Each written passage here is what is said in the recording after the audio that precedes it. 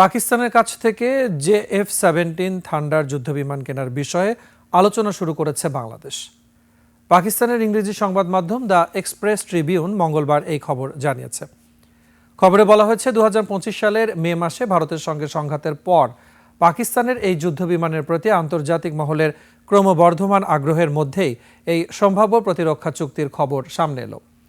Express ট্রিবিউনের খবরে বলা হয়েছে, সম্প্রতি বাংলাদেশ বিমান বাহিনী প্রধান air chief martial Hasan Mahmud খানের নেতৃত্বে একটি উচ্চ পর্যায়ের প্রতিনিধি দল ইসলামাবাদের বিমান সদর দফতর সফর করেন।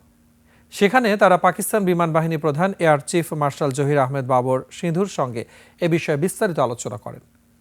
খবরে আরও বলা হয়েছে, পাকিস্তান ও চীনের যৌথভাবে তৈরি JF-17 থান্ডার বর্তমানে পাকিস্তানের প্রতিরক্ষা শিল্পের অন্যতম সফল রফতানি পণ্য। এছাড়া পাকিস্তান বিমান বাহিনী প্রধান বাংলাদেশকে সুপার মুশাক প্রশিক্ষণ বিমান দ্রুত সরবরাহের পাশাপাশি দীর্ঘমেয়াদী রক্ষণাবেক্ষণ সহায়তার কথা বলেছেন।